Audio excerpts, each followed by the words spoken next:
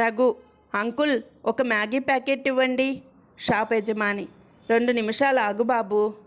Raghu, uncle మీరు వండివ్వద్దు, packet ఇచ్చేయండి, ఇంటికి తీసుకెళ్ళి చేసుకుంటాను. పరశురాం, ఈ వైరస్లు వాటి వల్ల వచ్చే రోగాలు మీ ఆడవాళ్ళ వంటివే.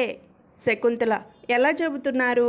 పరశురాం, వైరస్ వచ్చింది అంటారు కానీ వైరస్ వచ్చాడు అనరు కదా. మహేష్, అరే మా ఆవిడ హాస్పిటల్లో ఉందిరా, ఒక 1000 రూపాయలు ఇవ్వవా?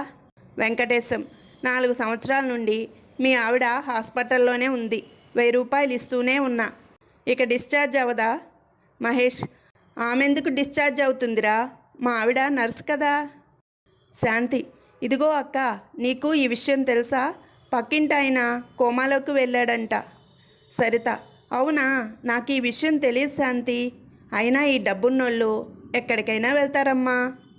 ఆమె, చూడు డియర్, ఈ పావురాన్ని ఎగరేస్తా, అది మళ్ళీ తిరిగి నా చేతిలో వాళ్తే నీ ప్రేమ నిజమైనట్టు, ఓకేనా? అతడు, ఇదేమి పరీక్ష డియర్, అది జరిగే పనేనా చెప్పు? పైన ఎగిరే పావురాలన్నీ ఇలా వదిలినవైనా ఏంటి? పేషెంట్, డాక్టర్ గారు మీరిచ్చిన మందులకు జబ్బు తగ్గలేదు. డాక్టర్, తగ్గలేదా? కంగారు పడకు, అన్ని గాయాల్ని కాలమే మాన్పుతుంది.